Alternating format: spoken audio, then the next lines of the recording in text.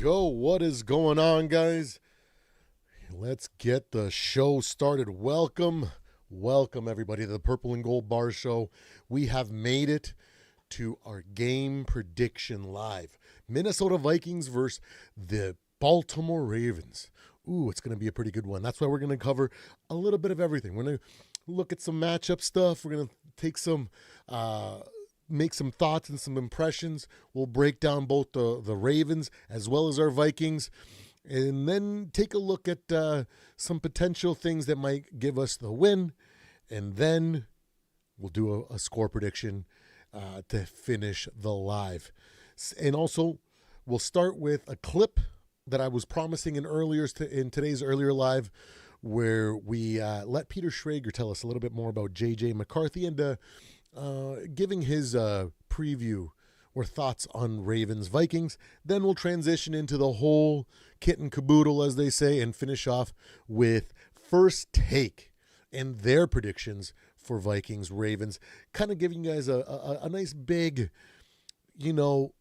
bountiful dose of Vikings Ravens on so many different levels. All right, guys, let's get right into it, and let's start the show.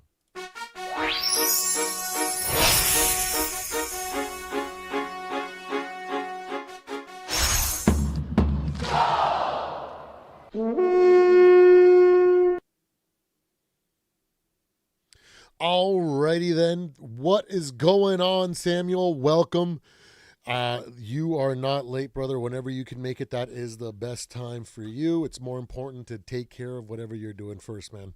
Football is just a way to help us get through the rest of the time when we're having to do our responsibilities and whatnot. So, we got a pretty decently packed schedule today. Whenever I have not that big of a schedule, I will definitely get you guys more lives, more updates, more hot take reviews to fill in your day. Of course, work permitting as well. But let's not forget, thank you so much for joining me here on the Purple and Gold Bar Show. I am your host, Supreme Overlord, a.k.a. Mr. AI Man 3000, a.k.a. Mr. Purple and Gold Bars, at your service, guys. We are at it back again. We're looking to take a good, holistic look at Vikings versus Ravens.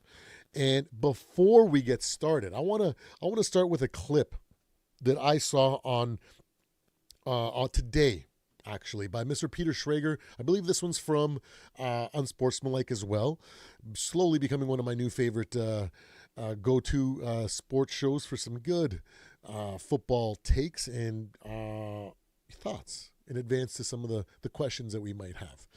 So I want to go over there because he touches base on JJ McCarthy and kind of just keeps that fire alive, especially inside me, that my read on this young man is pretty darn accurate. All right, so without further ado, let's go ahead and watch this clip. Also was interesting is JJ McCarthy going on the road in Detroit and being able to get a win over the Lions. Coming in here last week, you said that JJ McCarthy had the weight of the world on his shoulders in the wake of the Carson Wentz injury and all of the things that went down there in Minnesota.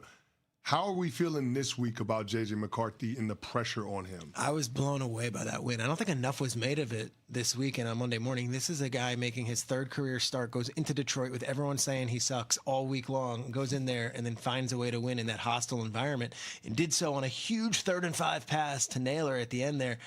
The work I did leading up to that game, I kept on asking Minnesota guys, like, what is he doing in the meantime while everyone is on the field? What's he been doing? And he would go to the practices, could not practice because he physically was unable to, and he would simulate everything at the line. And you see this sometimes at practices. You see the backup quarterback like just going through the motions, but he was doing this for weeks and weeks and weeks. And then you actually saw it. No delay of game penalties, no false starts, no issues on that in that environment. That was huge. So this week they're home. I would expect him to be much more comfortable than he was on the road in Detroit. And I've got the Vikings winning this game. I think the Vikings could beat the Ravens. Ravens are big favorites on the road in Minnesota, and that surprises me because with Van Ginkel back for Minnesota, like their defense looked really good last week against Detroit. Let's freaking fracking go. Mr. Peter Schrager from Good Morning Football.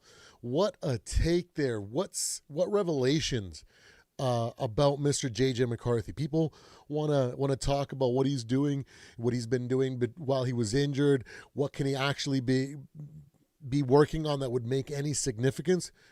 He just let you guys know right there. He wasn't able to do walkthroughs or even participate in any kind of practices, but he's the type of guy that's going to work on the things that he can work on that are meaningful. He's not going to just check out and start looking at social media and letting doubt creep in or whatever. This guy's intrinsically motivated. He's got the it factor. He's got that winning mentality that, like I've been saying, Jared Goff doesn't have, Sam Darnold doesn't have, and Daniel Jones surely doesn't have, especially after this weekend. Oh, my goodness. And that goes to show that much work and preparation and zero freaking penalties as a result.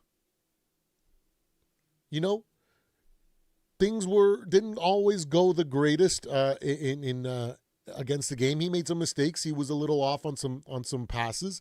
You know, as you're getting used to the NFL speed, you know, receivers are a lot faster than college receivers for the most part. So, you know, that would explain why his normally really accurate passing on the run was a little bit affected, right? So, like Peter said, I think this is going to be a game where he's going to be more comfortable. JJ himself has said that there's a lot of meat left on the bone. And when you hear stuff like that from a young guy, most young kids will be like, we got the win, and we're just going to not even freaking think twice about it. And maybe even spend a lot of time being like, did you see that back shoulder throw I threw the end of the game? Look at me. Not JJ. The man is a born winner, and that's why he continues to prove the doubters wrong. I know a lot has been said this week about his alter ego, and also previous to the season starting with his talking about meditation, preparation, mindset, all these things. People want to criticize and stuff, but when you don't know, you don't know. And clearly JJ knows something better than all of us does, because he's proving everybody wrong. In 3 games, he's already got 2 historic freaking games under his belt. Okay, a historic game winning in the 4th quarter after trailing 11 or more. First one to do it, historic. And then last week being the third quarterback in NFL history after Dan Marino and Patrick Mahomes to win 2 road divisional games to start their career. Ooh, man. He's a heck of a player. And this is what it's like when he's still learning and he's still raw. Man, I can't wait till next year and the year after that. It's going to be dominance, guys. It's going to be great. I can't wait. But now, let's dive deep into this breakdown. We have the Baltimore Ravens with the record of 3-5 coming into Minnesota, 4-4, as we already know.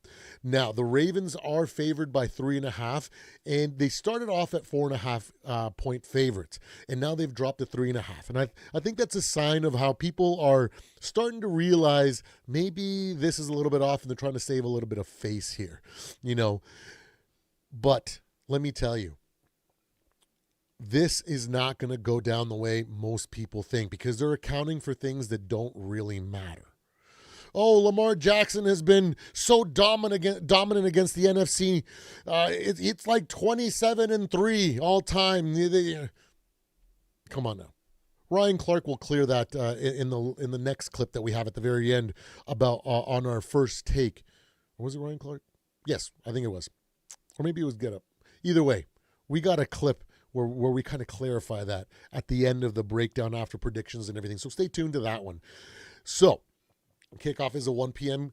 Kickoff for us. Now, both of our teams are definitely completely different and have rewritten their storylines to start the season, right? At the beginning of the season, it's like, JJ's a bust. We've seen 2 games and we're brain dead and we're going to draw too much out of that. Oh, Lamar Jackson is injured. This team is freaking gone. They're not even going to win 3 games. They're already at 3 games. What are you talking about? Okay, completely different storylines, and I think that the beginning of the season doesn't really play much of a factor entirely for both teams. There are some things that we can draw upon, but realistically, injuries have been the massive factor for both teams here, which is why they're in the situation that they're in. If Baltimore was fully healthy all season, I'm sure they'd have a winning record. And if the Minnesota Vikings were fully healthy, we'd have a winning record and potentially be the leaders of the North. But we'll never know because that's not how the season started, and that's just how football goes. So it's really exciting to see these two new narratives literally being written this weekend. We're going to find out a lot. Now, the matchup focus, let's be real. It's the Ravens' run game versus the Vikings' run defense. Now, our run defense has been shaky and to start the season, and a lot of that has to do with the fact that the offense has been super inept due to the lack of offensive line productivity. When the defense is on the field way too long and you're a bend not break style defense in the scheme that Brian Flores has, you're going to break most time than not, especially with the time of possession that we've been giving up. That makes it extremely difficult for even the best defenses in the league or all time to perform under those standards or those situations. So now that we got healthy, guess what happened against one of the so-called most dominant offenses in the league? Brian Flores has Andrew Van Ginkel back, has Blake Cashman back, and has found an interesting way to use to start Eric Wilson and then throw in Ivan Pace Jr. at times to really stifle situations. It's as if Brian Flores did have a plan for the run game. It's just when you're not healthy, how are you going to be able to pull off your scheme if the guys that you practice with it all offseason are on the sideline in street clothes? The backups did the best that they could, and, we paid a little bit for it, but thank goodness the overall strength and quality of this roster and coaching and play calling, everything in combination, as well as the heroic play by Carson Wentz. I think at the end of the year, to me, I think Carson Wentz is going to be my MVP for this season, and it's not because of stats. It's not because of anything else. Yes, he won us a couple games that kept us afloat, but man, he put himself in front of our young quarterbacks and took the brunt of everything, put his health on the line in order to get us to the position where we are now. If he didn't, JJ may have started in against the Chargers, re-aggravated his ankle, and we would have lost to the Lions. I think a lot has to be said about Carson Wentz's mental fortitude, his commitment to this team. Do you think if he didn't grow up as a Minnesota Vikings fan, he wouldn't have been willing to put his health on the line for this organization? On top of that, he lived the dream. Let's be real, man. If I was a lifelong fan from a young age and I was somehow made the team and I'm throwing a touchdown pass to win the game to Jordan Addison, I'm sitting there watching my defense completely dismantle the Bengals and just being in this euphoric state, I would be so grateful to have created and earned those memories. Yes, it didn't end great. And you know what? When it comes to injuries, there's a lot of conversation between the quarterback and the coaching staff and the health situation, or the health staff. And I'm pretty sure that there's the reason why it didn't get out so much about how the extent of his injuries were was because he was that committed and he was willing to be the hero that we didn't know we needed. And so big ups to him. Sorry, getting a little bit derailed there. What is going on, Bloody Soup? What is going on, Mike Sports Vibes? We are talking that talk. Absolutely, my friend. Absolutely. But man, but anyways, let's get back to Baltimore Ravens versus Minnesota Vikings. So with that being said, knowing that our defense hasn't been able to play up to par because of the injuries and having to spend too much time on the field, we got to see what it's like when we have a balanced 3 phases of football. That defense looks pretty darn good. That scheme with all the players back looks pretty damn good. Like a top 10, maybe even top 5. At the end of the year, I'm still hanging on to my bold prediction from before the season started that the 2 best defenses in the league are going to be the Denver Broncos and the Minnesota Vikings. I don't know if it's going to be 1 and 2 for our Vikings or not, but I still have that feeling that we're about to see the best from this defense. Of course, barring injury, knock on wood. But anyways, when we look at the Brian Flores' scheme, he completely stifled the Lions by forcing a ton of mismatches and literally coming up with a different game plan to shut down Gibbs. You can tell by the way that game was played that, one, Brian Flores has been thinking about that game this entire offseason, and he had a game plan for that offense to handle it the way that he did, that he was just itching to pull off. And then when we look at the roster construction and everything that's been said about the free agent acquisitions and how the team is built, it looks pretty obvious to me, at least. Maybe I'm just being a little bit too optimistic, or maybe I just see things clearly than others. But it looks to me like we built a roster to dethrone the Lions, because they're really the only competition that we have. We can go toe-to-toe with Green Bay and at any time and either split or beat them or sweep them. And the Bears, they're just still the little brother. We're probably still a year away from having to really worry about them. So why are we going to even pretend like they matter, especially not this year? So it's clear that the vision, the metaphorical jigsaw puzzle that we're slowly getting pieces to insert every week gets a little clearer. And I feel bad for all you guys that have, or not all you guys, because you guys have probably been tuning in and know have been put on notice about all these things. But all those fans that I see on Twitter and all over the comment sections about, we need to get rid of our play caller. We need to bring in any freaking play caller, or we need to fire KOC. We need to fire Kwesi. Hey, guess what? You're going to think like that when you don't know the vision. And guess what? Outside of that organization, nobody knows, and I don't know. I'm just making an educated guess, and I'm taking an outside-of-the-box view on things. And to me, it seems a lot more plausible than all the stuff and the garbage that I've been reading in the comment sections in all these creators' videos. And now I hope you guys are having a fun time eating that crow, because, it feels so good.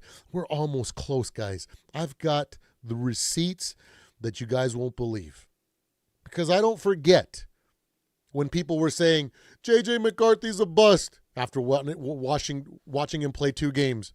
Carson Wentz is the only way that we can win a Super Bowl, literally after just 1 game.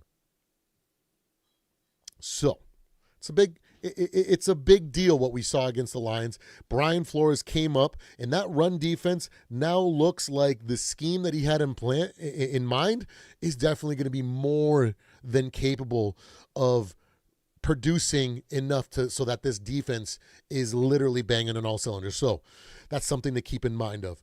Now, against Baltimore, it might be a little tougher. And if you really look at it, they got Derrick Henry, that guy. But you know what I've been saying since for the last couple of days here, at least this week, that I just stopped thinking that Derrick Henry is Adrian Peterson-esque. He don't run well against 7 in the box, 8 in the box, 9 in the box. Heaven forbid 10 in the box. We know what Adrian Peterson can do against 10 in the box. He made a living on it. He was generational.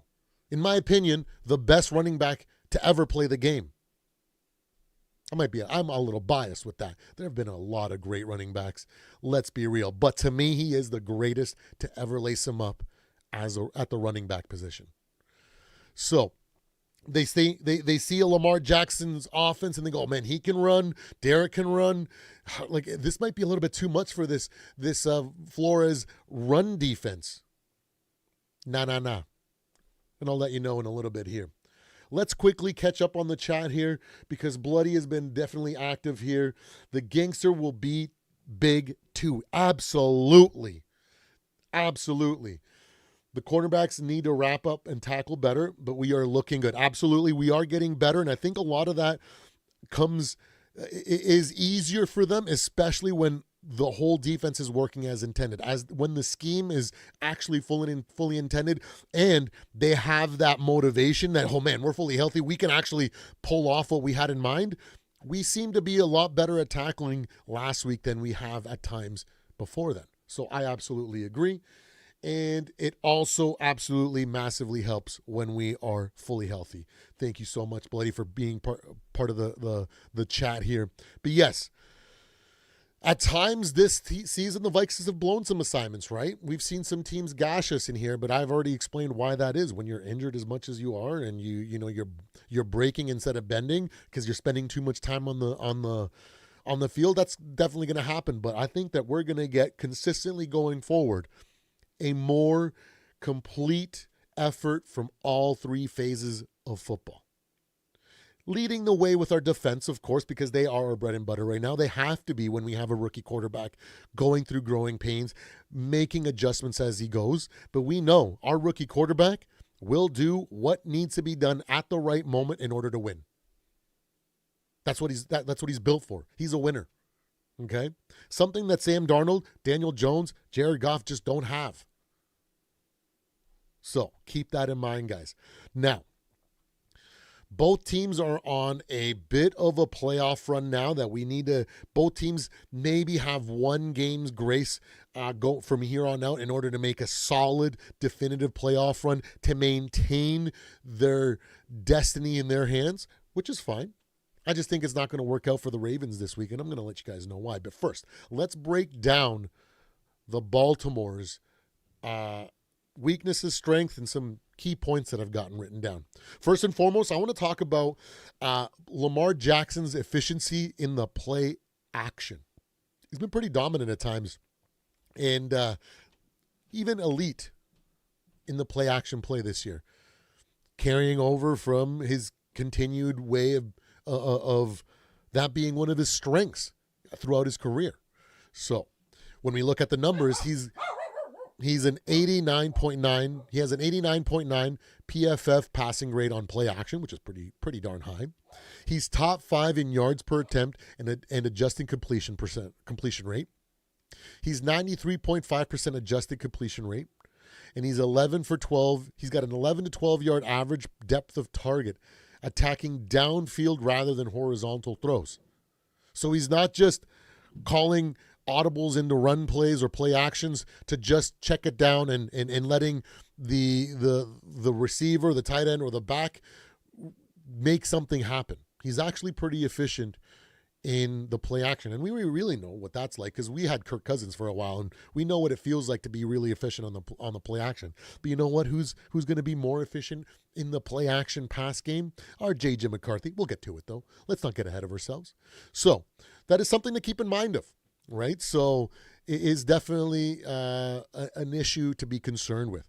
Now, a lot of analysts are trying to pump up Lamar and be like, he's back to MVP form.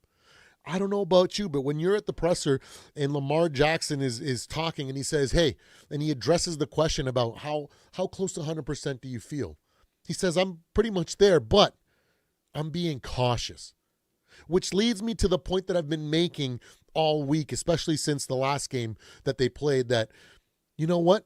He looked great, but he only had, I think it was 5 total rushing plays or rushing attempts last game. He's definitely being super conservative. So he's more of a pocket passer right now because he knows if he decides to take off and sprint and he pulls that hamstring again, the season's over. There's no way the Ravens make the playoffs if that happens. And there's no way that if he does take off and runs and takes a bad hit and gets injured, the same thing. It's over, right? They're not making a playoff run with Tyler Huntley. So he's going to be more conservative and risk-averse than a lot of people will say. So this MVP form kind of hype nonsense that you're seeing on a lot of these takes, it makes zero sense. One, because strategically speaking, you don't want to re-aggravate something that might still be lingering, that might feel 100%, but sometimes you don't know until you really sprint or give it at 1,000%. Or you don't want to risk another injury because the margin is so close. If this was like the second game of the season or third game of the season and he had missed the first 2 weeks because he aggravated something in the preseason, and then, that'd be different because there's a lot of games left and there's a larger margin of error, but not this week. He's going to have to do what he's going to do. Like he said, I just was focusing on doing what I needed to do, nothing more. Is that the mindset that you need to have in a must-win game? No, definitely not against this defense, not against our team. So, something to keep in mind. That's why I don't think Lamar is going to be doing all that much running or escaping. Not to mention we have Van Ginkel and Cashman out there that are really good at holding, contain, and keeping an eye on that quarterback and making it difficult, at least making it dangerous so they second guess, especially Lamar in the situation that he's in, right? But we know that when he's in rhythm and everything is on the table, the Ravens usually kind of sharpen up. They can become a little bit better. They kind of catch fire a little bit at times, right? So that is still a possibility, even though I don't expect Lamar to be running or doing. I didn't see any RPOs or any design play runs for Lamar last week against the Dolphins, right? So not too concerned that way. I don't think we need to worry about MVP Lamar. I think we're probably not even going to see that until the playoffs when he needs to unleash that in order to push through the playoffs if they even make it. Okay? Now, Kyle Hamilton, man, I've been praising this kid for the last week ever since I've seen that game against the Dolphins. I know it's just the Dolphins, so it's not a lot to really hang your head on, but he's a year 3 young man. He's in his 3rd year, right? So he's developing into something special. He's like their Swiss Army knife out there. He can play the linebacker, he can play the corner, he plays the safety. They just move him around where they need him. He's that eraser. He fills in the gap wherever they need him to be. And it's an incredible skill set. I love to see it, So that versatility that he brings to the table could be a factor. But let's not forget that this Ravens defense is not that good. And the times that they have been good, it's been against bad teams. Let's be real. Okay? So what is there to be scared of when it comes to this Baltimore Ravens defense? They're still one of the worst. People are like, well, they started off the season and they were like the worst defense in the league, and then the Cowboys took over, and then what's the other team that are saying that is incredibly god awful right now? Like that they now the second worst team, and now what? So they're the 3rd worst defense to maybe the 10th worst defense in the league with the adjustments that they've had, and we're supposed to be scared about that? I don't think so, ladies and gentlemen. I just don't think so. But Kyle Hamilton is a guy that might make a couple plays here and there that might make us clinch the old butthole, for lack of a way of better saying it, giving us a little bit of a scare at times that we shouldn't be feeling. But I am more confident that JJ McCarthy, in the moments when he needs to respond, he's going to make the big play. He's going to make sure that we do what's necessary in order to be successful in that mission, instead of trying to be like Sam Darnold, where he stares down his receivers because he just feels like the only way that I can get out of this is if I just throw up 50-50 balls to Jettas. Even though that's a pretty decent strategy, it's just not a smart strategy. JJ has a way better mindset and strategy when it comes to big game moments in situations like that. His situational awareness for a rookie in those situations, especially last week in that Jalen Naylor back shoulder throw, showed great leadership, great poise, and that winning mindset, that leadership that we need to have in order to actually contend for a Super Bowl. So, it's going to be interesting. It's going to be interesting. Now, when we look at the defensive front and pass rush questions, Baltimore's front is not anything special right now, right? They're not generating pass rush like that. So that just gives more opportunity for JJ to settle in, be at home, and make things happen that need to happen, right? So if that is a massive factor in this defense, how are they going to be able to control or make it easier for their secondary when JJ has all the time in the world? Just saying. But They did make some additions, right? Draymond Jones is definitely expected to boost their interior rush, but like he's had a few days on the roster. How ready is he going to be? He's not Baker Mayfield of a couple of years ago when he joined the Rams the day before and showed up and won a game on Thursday night. He's not that kind of clutch. Most of the time, 90% of the time, there's a little bit of an adjustment period.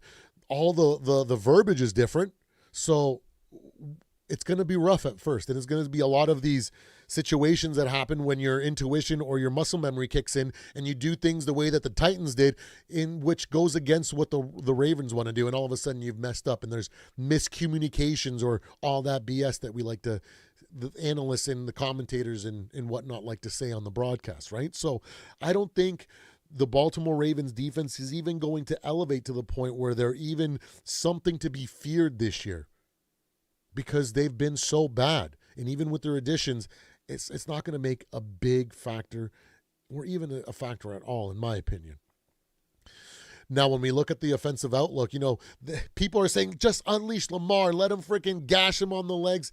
And then as a result, Derrick Henry's going to be even more enabled to run the ball, and that offense is going to become unstoppable.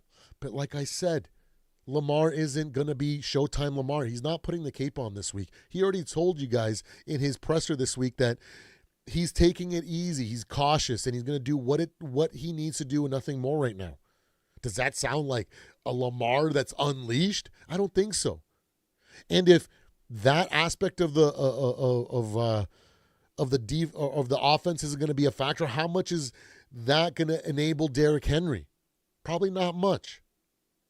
So I think that we're in for a good time. It's going to be a close game. I don't think that we're going to blow them out by any means or anything like that, but I think it's going to be a really good game, and I think we're just going to have the advantage and just be in a situation where we're in control late in the game and we're just going to put it away. And because we got a clutch quarterback, he's going to make the right plays, and we're going to end up in victory formation again. And Vikings fans, get ready for a lot of victory formation. When you got a guy like this is what you're looking forward to. So just kind of keep that in mind and let that kind of keep you calm when you see JJ McCarthy, working things out and having some growing pains the rest of the season, because outside of those moments, he's going to do something that's going to remind you, oh yeah, he's still a rook, but he's got so much potential. So I think that Brian Flores is going to have a heck of a time. I think that our improved run defense scheme and everything is going to look even better than last week, and it's going to be a lot more than these Baltimore Ravens can handle. Now, let's move on to the Minnesota Vikings. Now, Brian O'Neill kind of struggled at times against Aiden Hutchinson last week, but at the very end of the game when it counted most, I saw him on the ground and O'Neill standing over top of him while JJ McCarthy hung in the pocket and threw a ball to a specific point with great accuracy on a back shoulder throw that he released before frickin' Jalen Naylor had come out of his break. If that doesn't get you hyped up, I don't know what will. Because that's going to happen a lot with this quarterback. And I think it's going to be almost to the point where we're going to be like, I'm sick and tired of JJ being so clutch and so awesome. That's how it's going to get. We're going to be so spoiled. I wholeheartedly believe that. So, now, the O-line has been injured, right? Last week we had 4 out of our 5 starters back. I don't think we're going to get our center back, so I think we're going to be rolling with the 4 out of the 5. But Blake Brandel has been doing phenomenal, and he hasn't shown a ton of growing pains yet, and which is phenomenal. He's got a ton of size. It makes it hard for some of these guys to bully him around. So it plays to our advantage. And now if the O-line, now that we're getting more and more reps together as the unit as it's intended, a lot of things are becoming a lot easier and look a lot better than they did before. The execution is coming up. So I think it's going to be a good one. I think this O-line is going to be pretty good, barring injury, of course. Fingers crossed, knock on wood. I think the injury bug has hopefully moved on from us, and then we can just stay focused through the rest of the season and kind of prove everybody wrong and kind of shock the world a little bit here.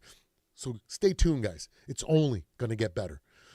Now, JJ development's been in question, right? A lot of people have been freaking throwing him under the bus and saying this and saying that, calling him corny because he has these mindset, he has these rituals, he meditates and he visualizes before games. But you know what? I beg you to go and search on YouTube. The NFL is rigged by, oh my goodness, what is his last name? It's an ex-football player, and he explains how the NFL is rigged, and it's not how you think it is.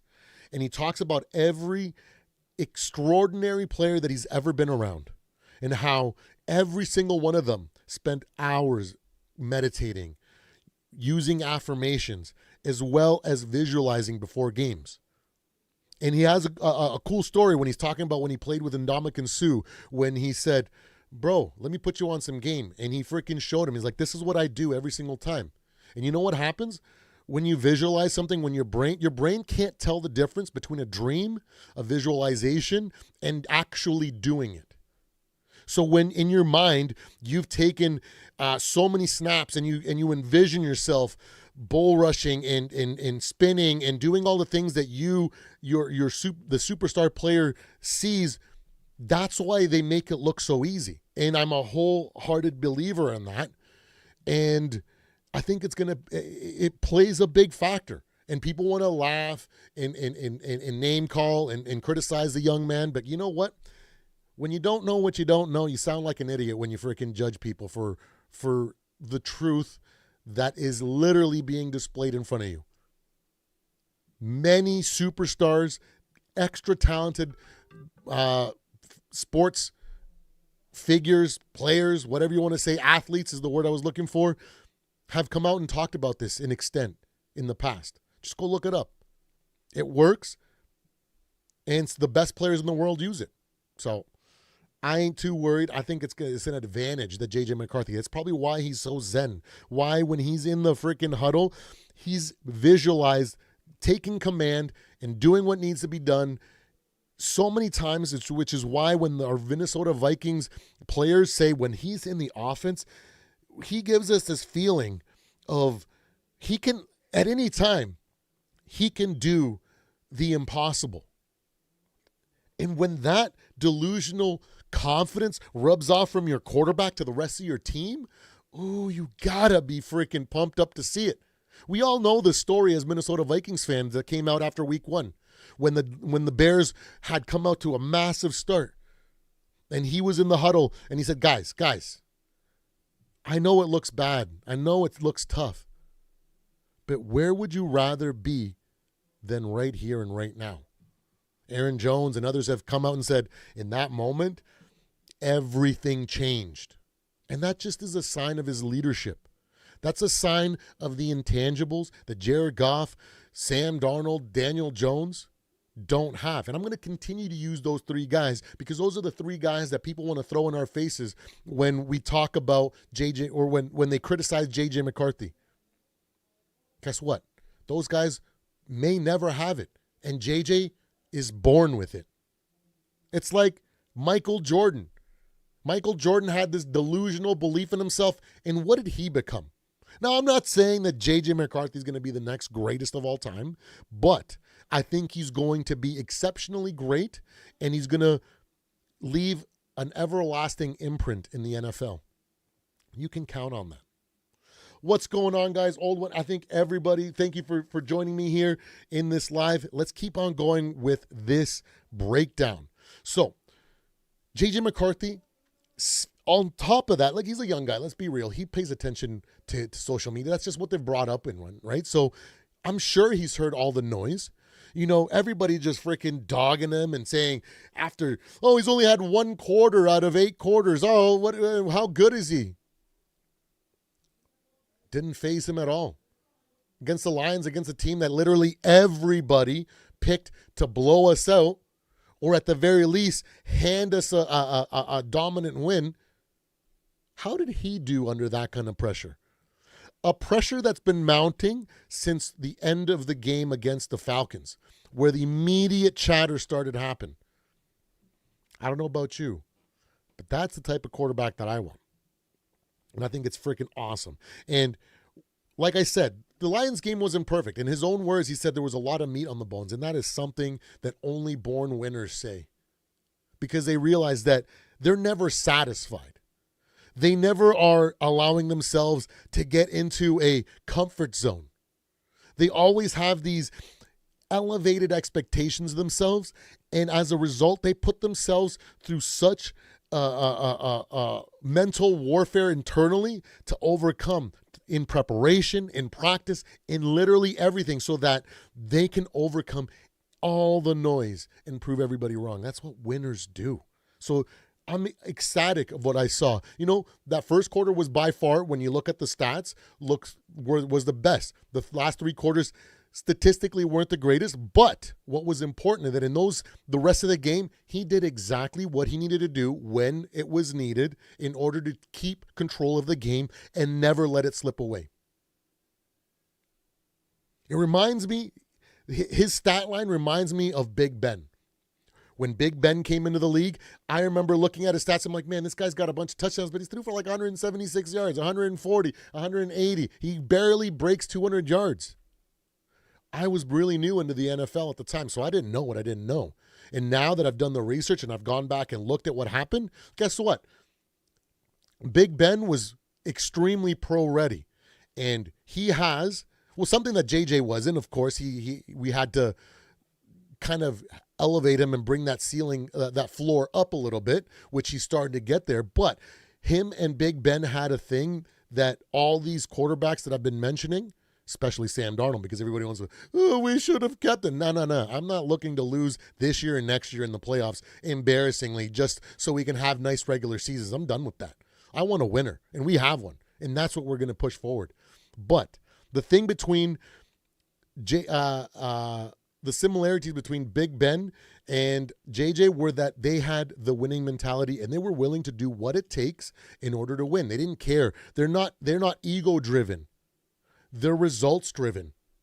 They don't want to be the guy that, I want to put up 400 yards, and I want to put up 4 touchdowns, and I want to be the reason for us to win. Big Ben was never like that. JJ's never been like that. He's always been wise before his time, before his age. And as a result, what did we see out of Big Ben in the first season? A very, very solid game manager. And what happened? He made a pretty deep playoff run in that first year. And then what happened in year 2? Super Bowl. Because he knew that he needed to crawl before he walked, before he ran. And at the end of his career, he was definitely the guy that was able to put the cape on his shoulder because he did it the right way. He became a game manager first and then added skills to that foundation and then became the legendary quarterback that he is. The same thing that Tom Brady did, except for Tom Brady had a much higher peak and way more results than Big Ben, but they're cut from the same cloth. And I suspect that JJ McCarthy is cut from the same cloth. I just don't know how successful he's going to be. But I do know one thing, that he is going to be the quarterback that owns this division for years to come. Because I just don't see that mentality and that ability to win from literally any other quarterback in this division. Jared Goff sure as hell doesn't have it. He's literally Phillip Rivers 2.0. All the stats and nothing to show for it. And always choking in the playoffs. Jordan Love, the so-called Super Bowl caliber quarterback that can't win against bad teams, that literally makes rookie or backup quarterback level mistakes regularly. Do you guys see those interceptions? How do you, oh my gosh, why do you throw into was it third down? I think it was third down. Why on third down, why do you throw into triple coverage and then be completely off target? I'd imagine if you take that shot and you throw it past everybody, so at the very least, if the receiver can't make a play on it, it falls dead. How are you so freaking, it looked like he was throwing it to the freaking defender. It was unbelievable. Remember a couple of weeks back where I think it was against the Browns on a second down or whatever, he kind of just throws it right at the defender on like a quick 3-yard pass. straight to the hands of the, like, how does a supposedly Super Bowl caliber quarterback do that? It's because he doesn't have that. There's a reason why they wanted him to sit behind Aaron Rodgers, because they needed to develop it, because they knew there was a massive deficiencies in his game that they needed to tighten up. So then when he did take over, it was going to be more of a team win, unlike with Aaron Rodgers, where Aaron Rodgers was the linchpin. Unlike when they depended on Brett Favre, the same thing. Caleb Williams, has he shown that for you? Mind you, I still look at the Bears like the little brother in the division. Maybe next year they might be able to do a little something here and there, but I just don't think they got what it takes. How do you barely survive some of the worst teams in the league? How do you, like, honestly, when they look as dysfunctional as anybody else that's in that that has all these questions? But surprisingly, nobody wants. Oh, because they're just so hyped up on Caleb Williams. JJ McCarthy is, in my opinion, he is leaps and bounds higher in potential than every single one of these quarterbacks in our division, and it's not going to be that much longer before he's just better than all of them. And you're going to see it. Now, and we know that's the case because he's got the clutch gene, even though himself, he says he doesn't believe in being clutch. And that's what clutch players say, because they don't realize that they are being clutch. They just attribute it to their preparation, their mental fortitude, and doing all the practicing and all the hard work in order to make those clutch plays when it counts. Not knowing that there's a little bit of something inside that's also pushing them in those moments. But we'll let the young man, he knows better than me. Let's be real. So I want to harp on that clutch gene a little bit more, because we saw that with a historic fourth quarter, first ever rookie quarterback or first year starter that came back with an 11-point or higher deficit for a comeback win. First quarterback to do so. And then last week, he joined Dan Marino, Patrick Mahomes, and now JJ McCarthy as the 3 quarterbacks in NFL history to ever start their career and win 3 road games within the division.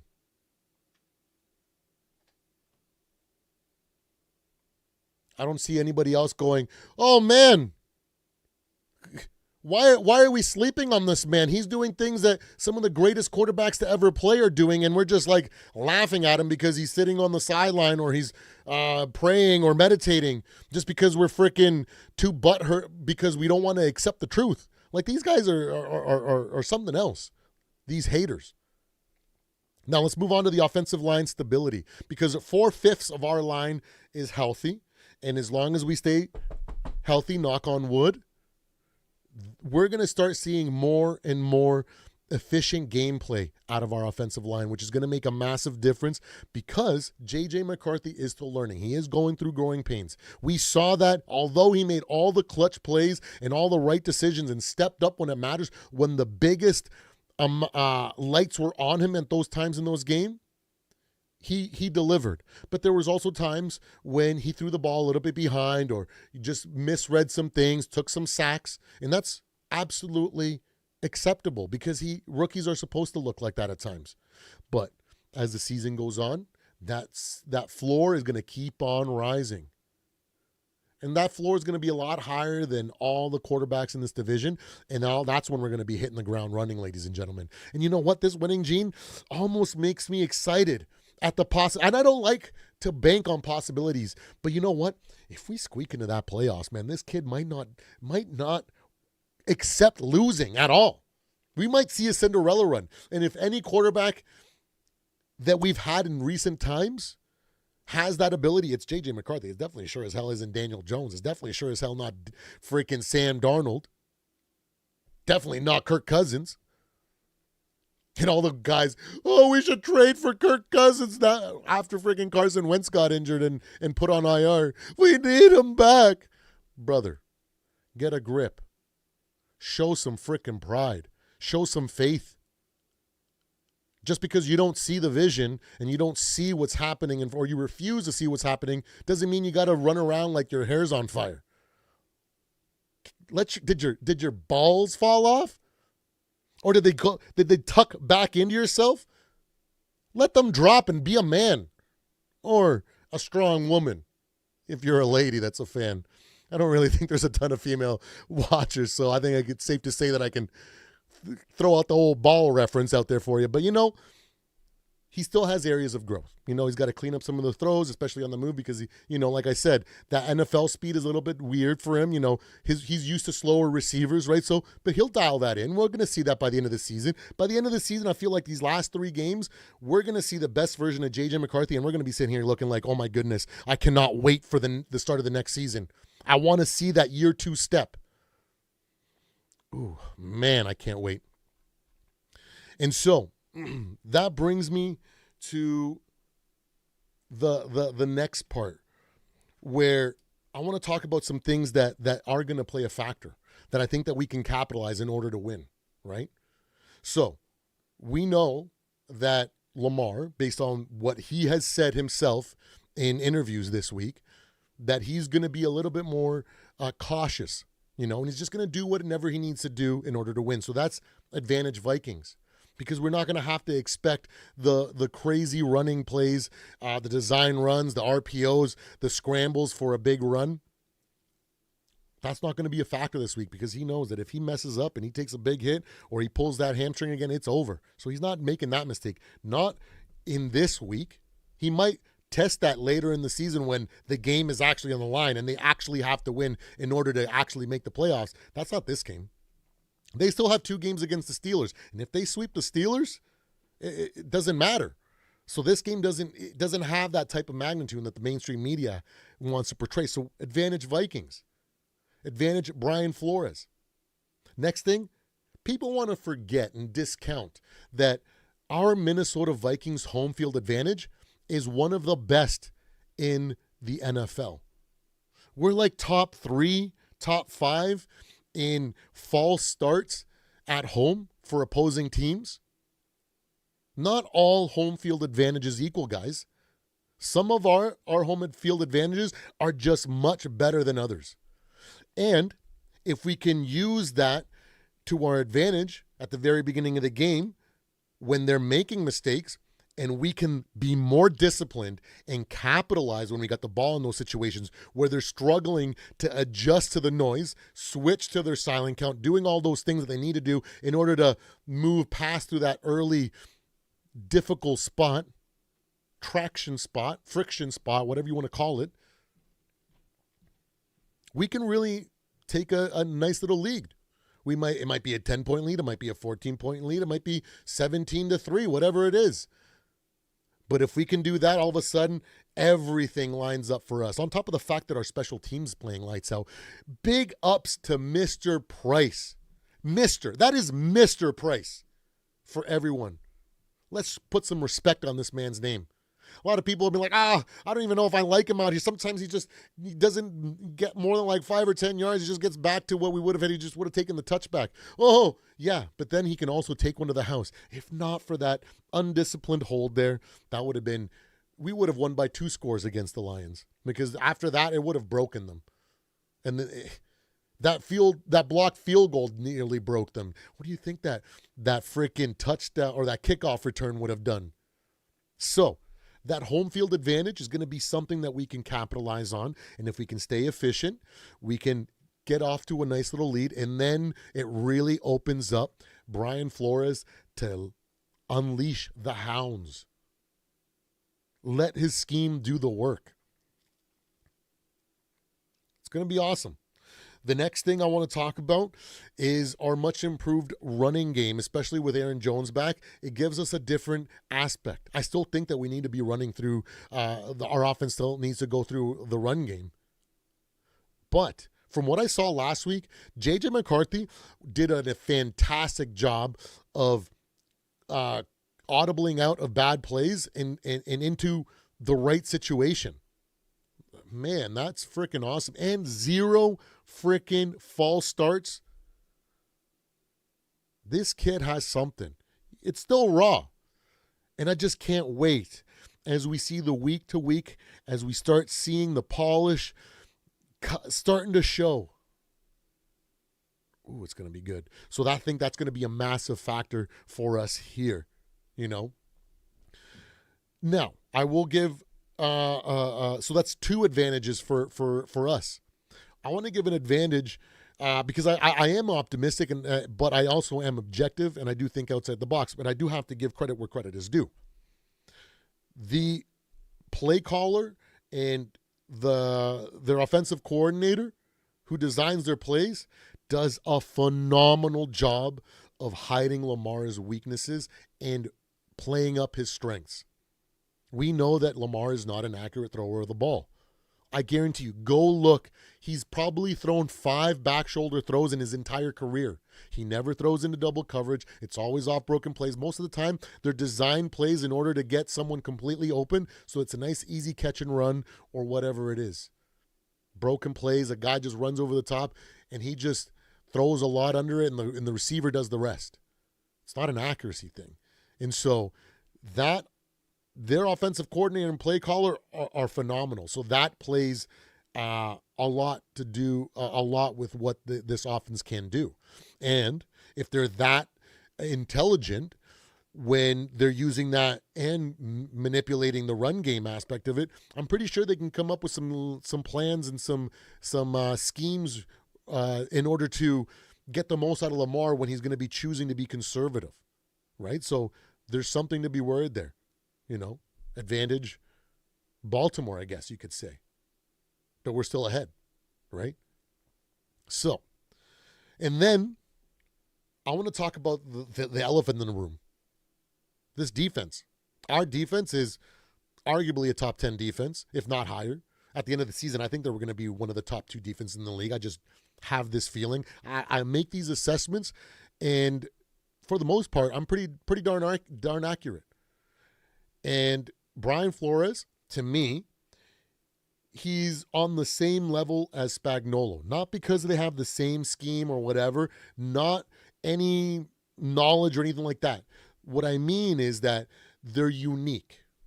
You know, nobody runs a defense like Spags does. Nobody runs a defense like Brian Flores does. Everybody tries to steal things from them, but they can't do what they do. They don't think like they do. They don't have that ability to create game plans or schemes like they do. So massive advantage to us.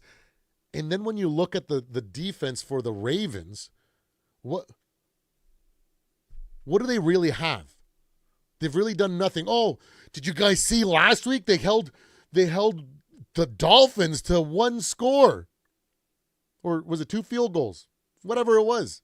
They've only allowed 1 touchdown in the last 3 games against what teams? Were they good? No. Let's be real. Arguably the only good team that they've faced in the last 3 weeks is the Bears, if I remember correctly. And they played down to their opponents, and they're wildly ineffective or wildly undisciplined. They're just still growing. That's why I said I don't look at them as a threat. I look at them as the little brother that's on the way up. In about a year or 2, he's going to grow into his body, and then we're going to have to freaking worry about them. But until then, think I'm going to care about them? No, not at all.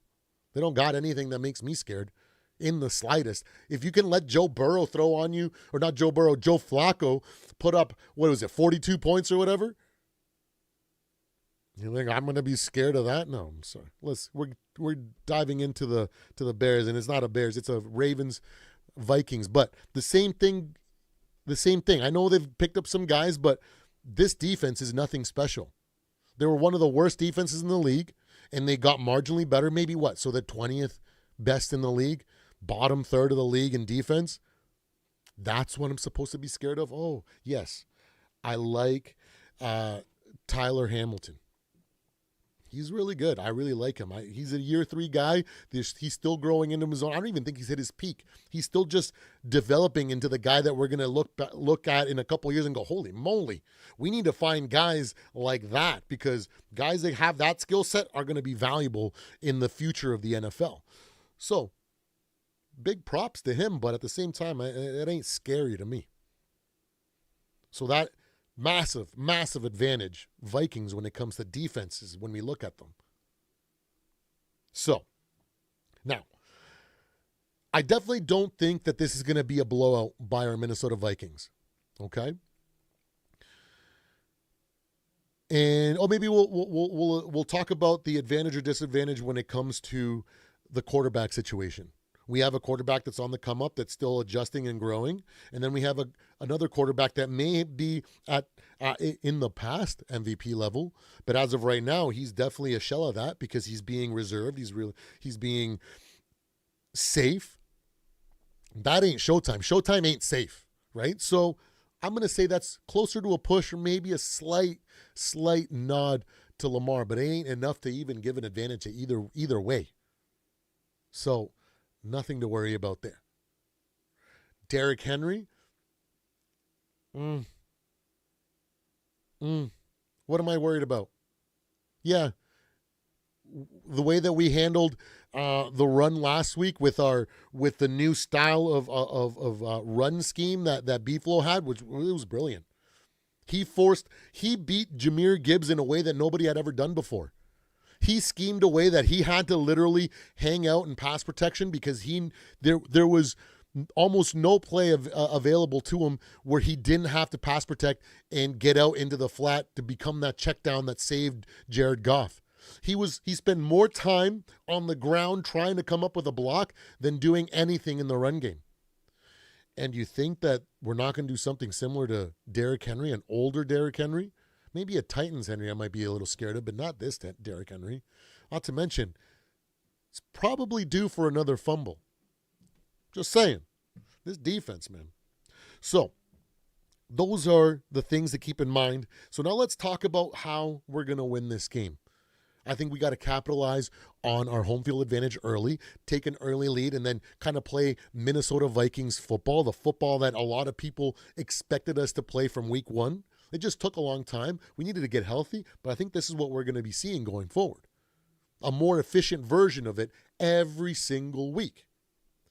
And so, if we continue to do that, if JJ continues to make the right moves at the right time and come up big in the biggest moments, we have the advantage and the probability lies on our side. Then we just have to pin our ears back and play some incredible defense, which is something that we know we can do. I'm going to not worry about the start of the season when we were injured. I'm going to look at last year. I'm going to look at the year before. I'm going to look at year one with Brian Flores. Did you guys forget when Brian Flores took over, we were projected to be one of the worst defenses in the league? And at the end of the season, we were somewhere like 17, 16, 15. That's a massive jump with the same garbage personnel. Not garbage. That's really mean. With the same personnel that Ed Donatel had fielded. None of which were Brian Flores guys. What a massive jump just on scheme alone and his creativity. In year two, what did we do? We jumped up from middle of the pack to a top 10 defense, arguably. Easily top 10. No, there's no denying it. And then last year, we made another jump to a top 5 defense. And if you ignore the injuries and now that we've seen what we're like when we're fully healthy, I guarantee you, by the end of the season, people are going to be looking like, oh man, this is one of the best defenses in the league, and I can't even believe I was questioning Brian Flores and what these Minnesota Vikings can do. Championships are won with strong defense and with competent play from our offense, which I think is more than capable of doing from this team. So if we can handle all these things, and if we can get a solid 3 phases of football, great freaking field position from our special teams, maybe come up with a block punt or something like that, just to kind of add some more sauce to it and making it out of reach instead of close. Special teams are going to be a big factor. Defense is going to be a huge factor. And if we can come up with a fumble or an interception, even more of an advantage to us. And then JJ's just going to do the things that needs to be done in order to win, because that's the way that the kid thinks, and that's what is expected of him to do as this game manager rookie growing into the potential that he has. So if we play Vikings football, we should easily be able to win this game. Maybe not in a shootout, just because we are having some growing pains here and there, and we're still adjusting a little bit. But I think we're easily in it for a nice little 7, maybe 10-point win. So, with all that being said, I'm going to say our Minnesota Vikings are going to win 31-21 against these Baltimore Ravens. Ooh, it's going to be a good weekend. It's going to be a great weekend, ladies and gentlemen. Now, I want to finish off by showing you guys a clip from today's First Take, where they talk about Baltimore Ravens versus our Minnesota Vikings. I'm going to let it play out because I still have not figured out how to pause and stop the files here on Streamlabs. Bear with me. I'm still a boomer. Let's get it started. To the NFL, after struggling for most of the season, the Ravens finally back on the right track. Lamar Jackson returned last week from his 3-game absence to lead a dominant performance against the Dolphins. Now Baltimore will look to continue their win streak against the Vikings, who upset the Lions in Week 9 after getting their own quarterback, JJ McCarthy, back from injury. And so, are you concerned that the Ravens will get now upset, though, by the Vikings? This game's not in Baltimore. RC, what do you think? You know what? I am concerned. I don't believe it'll happen, but you have to be concerned. When you watch the film of what Brian Flores was able to do to Jared Goff last week, it was absolutely phenomenal. The pressure he put on him in the middle of the pocket, making Jahmyr Gibbs a blocker instead of someone that releases on third down. It was a masterful performance by him. But that's the only thing that scares me. When you look at JJ McCarthy right now, as he's still trying to get an understanding of the NFL game, he's played 2 good quarters and 1 pass. That's what we've seen from him. And so now with Kyle Hamilton moving closer to the line, Zach Orr really figuring out how to use him as a chess piece, and the acquisition of Alohi Gilman, this defense has been on the rise for the last 3 weeks. And I think J.J. McCarthy just still isn't in a place right now to attack them or Lamar Jackson, who has a stellar record against NFC teams. Stephen A? Maybe the Vikings will give us a reason to be concerned. I just don't find myself very concerned about them for the Ravens for this game. I think that when you think about Brian Flores and what he's able to dial up, RC, Cam, I harken back to 2021 when Brian Flores was the head coach of the Miami Dolphins. Yes, I'm mentioning that because he should still be a head coach in this league. But I'm thinking about him, and I'm thinking about how he dialed up the blitz against Lamar Jackson and made life a living hell for Lamar back then. Lamar defers to what he has become, particularly under duress when he's blitzed, and how much better he is compared to what he used to be. He brings up that experience that he had against Brian Flores' defense. So he's familiar with this man and how this man is going to bring the rain and going to bring the heat. And Lamar Jackson's a better quarterback because of it. I think about Lamar and what he's going to do. I'm also thinking about Baltimore and how Baltimore's only given up 13 points or so over the last few games, and they forced so many turnovers. And then I'm thinking about JJ McCarthy. He's still a rookie, y'all, in terms of his play. He's 2-1 as a starter. He's only completing 58% of his passes, which is lowest amongst, quarterbacks with at least 3 starts. Only 4 touchdowns, 4 interceptions, 14 sacks, which is the worst sack percentage among quarterbacks with a minimum of 3 starts. I think Baltimore can get to him. I'm just not worried about Minnesota in this game. Yeah. When you look at the gameplay of a J.J. McCarthy, the thing that sticks out to me, he still has that look of uncertainty a little bit. And when you have as many games started as he does, you are reminded that he's still a rookie with his experience. Well, when you play an intimidating lineage of a team like the Baltimore Ravens, these things is what kind of gives you heartache at night. When you start to think like, oh, I'm playing Baltimore? You don't know from whoever came before to things that they're there now, and you start to think to yourself like, am I playing the Baltimore Ravens defense or am I playing Lamar Jackson? These things show up in J.J. McCarthy's play, even though he has the best receiver in the game.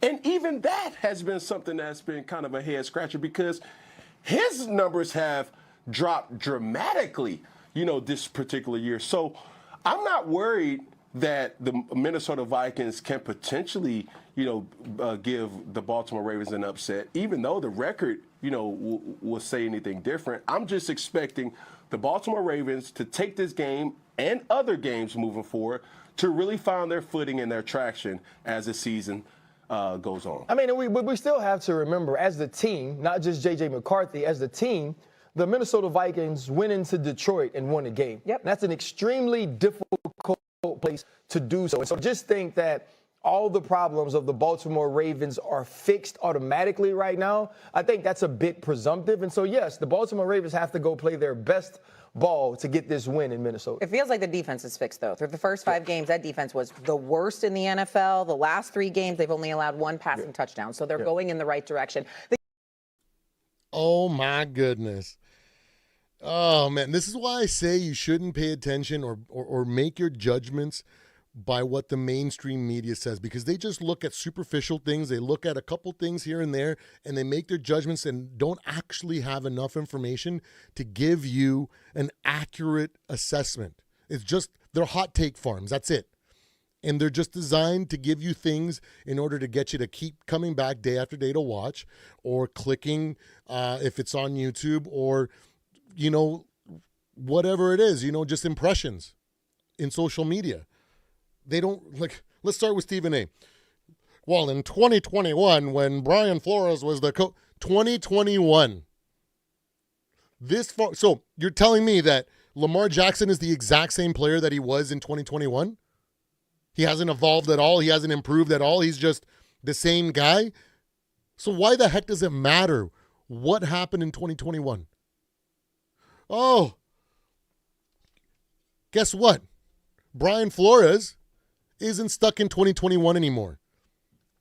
He's also been improving and overcoming adversity and applying things and constantly evolving his scheme. So, sorry to say, Stephen A., whatever happened in 2021, that's ancient history, especially when it comes to sports, man. Are you kidding me? Sometimes 5 weeks ago doesn't play a factor in the slightest. 5 weeks ago, we only had one healthy O-lineman. Oh, guess what, guys? Because of that week 2 performance, our O-line is going to be hot garbage this week. I know that we have like 4 of our 5 O-linemen back, but did you see how bad it was in week 2? Shut the front door. You sound like a freaking idiot. And now let's get to Grandma Cam Newton over here. What are you, Django Unchained Cam? Auntie Cam? What the heck? That was hilarious, Ryan.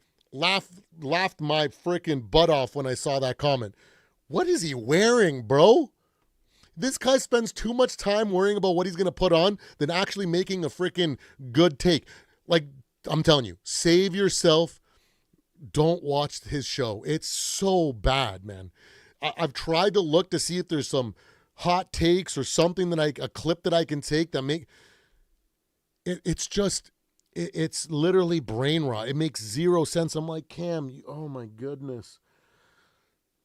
This guy should be outlawed for making any takes. The reason that he's on here is because they don't have freaking Unc on there giving them the entertainment factor that they're missing, that hype, that freaking energy. So they got to bring Uncle freaking Cam or Auntie Cam on to fill in that void. Sorry, pardon my language there. Sorry, Lord.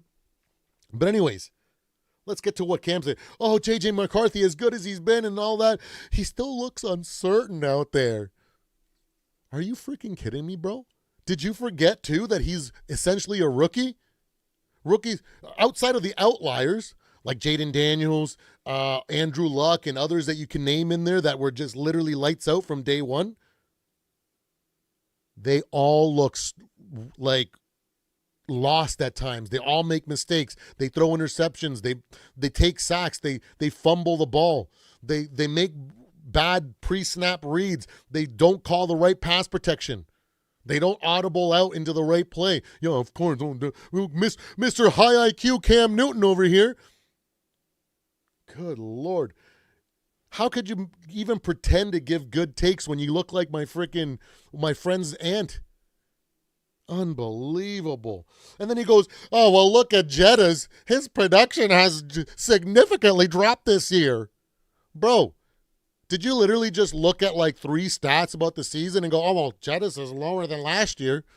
Oh, well, he must be having a bad season. It must all be JJ. Are you freaking kidding me? Did you forget that we've had literally injuries and freaking O-line problems that have probably led to that drop in production Oh, it's as if you spent more than like 30 seconds looking into it, you'd figure it out and understand why. But no, because you don't actually care. You're just trying to come up with something that's not gonna that Stephen A's not gonna say or Ryan Clark's gonna say. So you sound smart, like you think you know what you're talking about. Okay, Cam, I may have stopped calling you Scam Newton because of what you did in the league, because of how you definitely were a contributing factor of how the quarterback position is viewed. But let's make no mistake. Cam Newton, you weren't the guy that freaking was all generational and all of a sudden because of you, everybody wants to have a mobile quarterback. No. You know who that was? That was Russell Wilson. He was the first mobile quarterback that proved that could win a Super Bowl, that had all these flaws and all these things, but used his legs not to run. I get it. Russ isn't what he used to be, but in his prime, he was the predominant reason why GMs changed their opinion from, dual threat quarterbacks are cool. They're just a gimmick there, but you can't win with one, until freaking Russell Wilson came into the picture and won one. And people were like, oh, man. Do you honestly think that the reason that freaking Josh Allen is in the league, or Lamar Jackson is in the league, Jaden Daniels is in the league, JJ McCarthy, any one of our mobile, Caleb Williams, any one of these mobile quarterbacks that have been drafted over the last couple of years, do you think they'd be in the league if because of Cam Newton? No, it's because of Russell Wilson and the path that he forged that your hype couldn't convince them otherwise. Let's be real, you are like 7 years. When you take away your running stats, you have slightly better stats than Christian Ponder's career stats. Go look it up. I'm telling you, go look.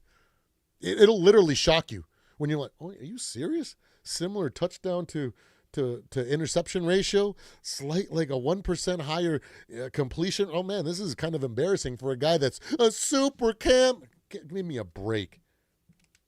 Unbelievable. And then RC, you know what? Even though RC usually has some bad takes here, he actually kind of said what needed to be said. Hey, guess what, guys? I'm not going to be completely sold on the fact that, like, all the hype that everybody's saying that, oh, the Baltimore's defense is fixed. Everything is fixed. We're gonna freaking get it done. Absolutely not. If anything, they're still a couple weeks away before you can even say now they've kind of hit a different stride. Because in my opinion, when you're like the third worst defense in the league and you make some acquisitions for some good guys, I'm not going to deny that. That's not going to magically jump you to the top 10. That's going to jump you to maybe 20th overall. And I'm going to be scared of a 20th overall defense. Get the heck out of here. Get the freaking heck out of here. So there you guys have it. I hope you guys enjoy. Holy crap. There's 18 people in here. Wow. Thank you so much for hanging out, guys. I am so bad at not hitting the whole like and subscribe thing here. We are on the road to 500 subscribers. I hope to get there by the end of the calendar year. We are going to be going live every single day, at least one big live in between work and other responsibilities. But on days where my workload is a lot less, I'm going to be going live a lot more, talking about Minnesota Vikings and other organizations, trending topics that I think you guys want to hear about. That's why I got some cool topics in the pipeline. Later on today, we're going to do a joint live stream with In the Zone podcast, talking about a couple different things. We're going to talk about my fixed Mahomes Mountain. We're going to talk about the state of the Kyler Murray experience, and then the so-called quarterback controversy, and probably a lot more with your guy In the Zone. So don't forget to hit that like and subscribe. That way you guys are here. And get in the habit to it. At the very least, making sure you're leaving a comment on some videos, because as of on December, we are going to be doing the entire month. Anybody that subscribes and leaves a comment on a video and likes, you will be entered in a draw, and we're going to be giving away a bunch of t-shirts. So hopefully you guys tune in, get into that habit, making sure you're liking, subscribing if you haven't already subscribed. That way you guys get into it so you guys don't miss out on that draw. And we're going to be, I'm aiming for maybe 10, maybe 15 shirts. I don't know. I just really want to show my appreciation to all you guys that have stuck with me this entire time. I really love every single one of you guys. And we got some other awesome videos coming up. I think because of the amount of time that I have tonight, it might be we might be able to squeeze one in here, but we're gonna talk about Kyler Murray in depth. We're gonna talk about these Eagles versus Packers, and we're also gonna talk about the Giants versus Bears in tomorrow's lives, because tomorrow I'm going to have a pretty open day. So we're going to get a bunch of lives, a bunch of segments out to you guys, giving you guys some good quality football talk. I'm going to give you that optimistic look. I'm going to give you that outside of the box thinking, because I come from the business world. My background is in marketing. So I see things differently, and I'm going to try to give you guys a different perspective. That way you guys can combat some of these ridiculous takes that we see on mainstream media and some of that negativity, on top of the fact that, in the words of the great Mike Sports Vibe, sports is about bringing us together, not separating us, and giving us a relief from the negativity and the pressures of our everyday lives. So that's why I'm going to be committed to giving you guys that optimism. And of course, we're going to bring in some laughs. We're going to troll some of these mainstream commentators. I like to punch up, which is why I haven't been taking shots at the Packers. I've been taking shots at the Bears, because to me I'm not punching up. The Lions right now punching up, and I'm definitely going to be punching up to all these mainstream media pundits. Oh, and we have another good one today. Tomorrow, a Colin Cowherd hot take review. Oh man, this guy is just full of it, man. Oh, thank you so much, guys. Don't forget. Definitely Two-Tone. Oh, man, Two-Tone in the building. Fangs in the house. Ryan's in the house. Lefty's in the house. Bloody Soup. Odd One. Mike Sports Vibes was here. Skull Vikings. Let's go Minnesota. Samuel. Incredible. And MJ. Thank you so much for joining me today, guys. Don't forget to hit that like and subscribe. And I will see you guys on the next one here, coming up at 4:30 Eastern, roughly. When Zoe's done work, we're going to get at it. We're going to go give you guys some good old-fashioned football talk, just throwing it back and forth, Josh and having a good time. I hope you guys join us there and leave a whole bunch of questions, comments. It's just so we can all have fun together. It's Friday. Let's have a good one, okay? I love every single one of you guys, regardless of your fan base, okay? I do want the best for you and your fan base, unless you're facing us. In that case, I only want you guys to not have any injuries, but I want you guys to suck. So in the words of the great Mike Sports Vibes, so we can beat the brakes off of you guys. I love you guys. Have a great one, and I'll see you guys on the next live.